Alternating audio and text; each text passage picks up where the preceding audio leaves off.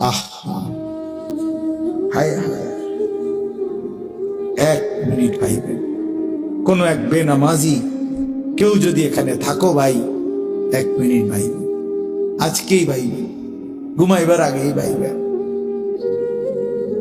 নবীজি জিজ্ঞেস করবে, উম্মত, আমি 23 বছর উম্মত, হাসরের ময়দানে নবী বলবে, আমলনামা দেখাইয়া বলবে, প্রত্যেককে সুপারিশের জন্য নবীজির কাছে চাইতে হলে আমলনামা জমা দিতে হবে। ওমা, সুপারিশের কোনো কাগজপত্র নাই, কথা কোনা, কোনো নিয়ম কানুন নাই নাকি? হ্যাঁ, কোনো ফাইল জমা দিতে হবে না তো নবীজি তো দেখবে।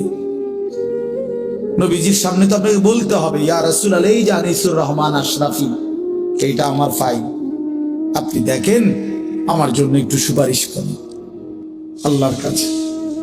আল্লাহর নবী দেখবে 30 বছর সুদের ব্যবসা, 60 বছর বয়স, 60 বছর পর্যন্ত বিড়ি সিগারেট খাইয়া গেছে। 30 বছর, 60 বছর বয়স, কোনদিন গালি ছাড়া কথা বলে নাই।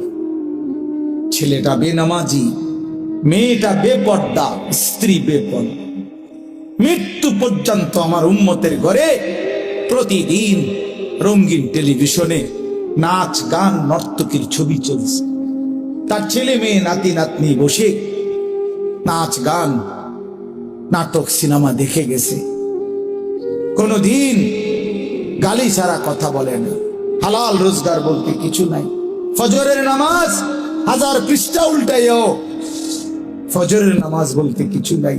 আল্লাহর কসম, আমরা উর্দু কিতাবে পড়ছি, নবীজি চোখের পানি ফেলে দিবে, নবী কাঁদবে, আল্লাহর নবী কাঁদবে, বলবে, উম্মত, আমি সেই নবী যে 23 বছর তোদের জন্য কেঁদেছিলাম। আমি সেই নবী যে পেটে ক্ষুধার কষ্টে 2টা পাথর বাঁধছিলাম। আমি সেই নবী তায়েফের রক্তে যে সমস্ত শরীর রক্তাক্ত করেছিলাম। উহুদের দান দান শহীদ করা রক্ত নিয়ে ময়দানে পড়েছিলাম বেহুশ হয়ে। আমার এত রক্ত, আমার এত চোখের পানি, আমার এত ক্ষুধার কষ্টের বিনিময়ে উম্মত এই আমলনামা, তুমি আমার এত বড় বেইজ্জতি কেমনে করলে?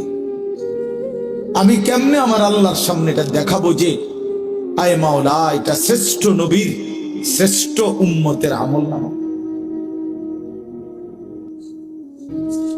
বলে, কোন বাপ যদি 8 বছর ছেলেটাকে ইউনিভার্সিটিতে পড়ায়, তো গরিব বাপ তার ছেলেটাকে মনে করেন ভিটা মাটি বসত সব বেচ্চা নিজে না খাইয়া ছেলেটার 1 লাখ লাখ টাকা পড়ালেখার খরচ দিছে।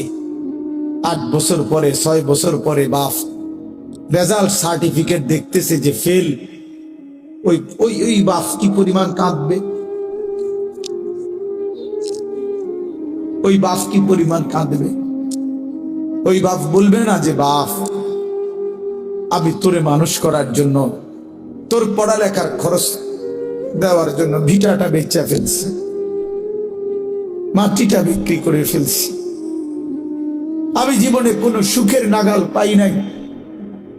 এই বছরও ভাই, এই গত হজ্জেও এক জিদ্দা থাকে এক প্রবাসী ভাই, আমি তো হজ উমরার সফরে গেলে প্রবাসীদের রুমে রুমে যাই।